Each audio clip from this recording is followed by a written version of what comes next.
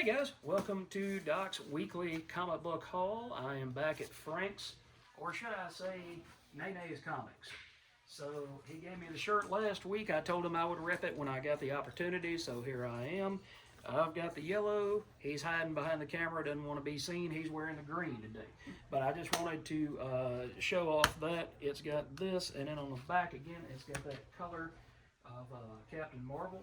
So I thought that was a pretty cool little piece of freebie that I got. Anyway, let me go over the books that I picked up this week, and we're going to start with Void Rivals number 8. I need new glasses. But this is Void Rivals number 8, and it's by Kirkman and Dave Felici. And the two main characters are being hunted by this hunter named Proximus. And apparently Proximus is kind of like the Boba Fett of this world. And if you get hunted by Proximus, you might as well just, get ready to go because you're about to meet your maker. But I heard the other day that somebody said that this book was moving a little bit more slowly than all the other Energon Universe books like Transformers and things like that. So they thought maybe it would be a good idea to get some more action in this book to move things along. So I believe that's what's going to happen, is that I think they're going to finally start getting a lot more action and make it more fast-paced. But what I really like is Dave Felici seems to want to stay on a book for a long time. So we've talked about this multiple times now on this channel, about how I like an artist that stays on a book for 8 to 10 to 12 issues before they take a break. Having never been an artist before, I don't know all of the complexities with life, with family, with actually just drawing. Everybody's art style is different. But I just want to say that this was a really interesting book. I'm glad that things have picked up here. I'm looking on the back of it, and it says that it has a cover A, B, C, D, and E. So here's a look at all the different covers that I could have gotten, and I just picked up the regular cover A from my local comic shop, which is Comics and Collectibles in Memphis, Tennessee. All right, Deep Cuts, number 6. This is actually a mini-series that was talking about different musicians, and it started out, I want to say, in the 40s maybe, and it's talking about jazz musicians, it's talking about blues musicians, and it shows this band, The Great Unknown, and kind of the rise and the fall of The Great Unknown, where the lead singer for this band, who is a jazz saxophonist, is trying to find a lost record from his hero. And he keeps calling it a sigh. The letter A and then the word sigh. And instead, one of his bandmates finds it, and it's called the Ace High Stomp. And so instead of the A sigh, it is Ace High. So, being from the South, I can totally understand. There are 1,000 different dialects down here, and, there's the difference between y'all come eat and jeet yet.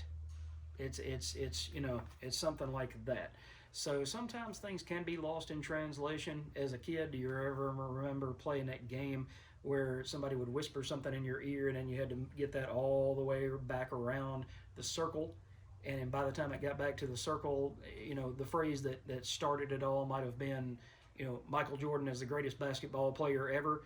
And then somehow it turns into, Bugs Bunny was the greatest character in Space Jam. So that's, like I said, I can understand about dialects and getting lost in translation. But Deep Cuts was a deep dive into all of these different musicians. And the art style was kinetic. It just popped off of the page. The colors, as you can see, they're bright and they just kind of jump out at you as well. And it's just a really good story about music. And music is another one of my passions, along with comics and photography. I love listening to different kinds of music. My wife likes jazz, and I like blues. But we have a ton of LPs at the house. So anytime you can mix two of your loves, which would be comics and music here, I don't think you can go wrong. All right, Next up is The Sacrificers, and this is issue number 7. This is by Rick Remender and Max Fomara. And this continues the story of the princess, and she is in hiding after turning on her father. And so it's got really amazing artwork by Max Fomara. The tones in this book are kind of dulled due to the coloring. And so it's not a bad thing, but it's kind of like an overcast, cloudy type of day thing where colors are muted when you walk out into the sun. You know, you walk out into the street and the colors just aren't as bright in life. They don't pop. The greens in the grass in the yards are kind of dulled out. You know, it's just a quiet sort of day. And that's how this colors in this series seem to go. It's a world that seems almost lifeless or on the verge of its own twilight, because if the gods don't get the nectar from the sacrifices, then they lose their immortality. They lose their grip over humanity. And in this life, humanity is more animalistic than it is, you know, humans. You have animals and creatures that walk upright and they wear overalls and they wear, you know, quote unquote human clothes, but they're not human. So it's really a interesting study in what makes somebody special, what makes somebody important, whether they're human or otherwise. So I can definitely recommend Sacrificers to everybody. And the last book I got, it was an Image Total Week. So this was The Walking Dead Deluxe, issue 86. It's just a recolored version of the original title.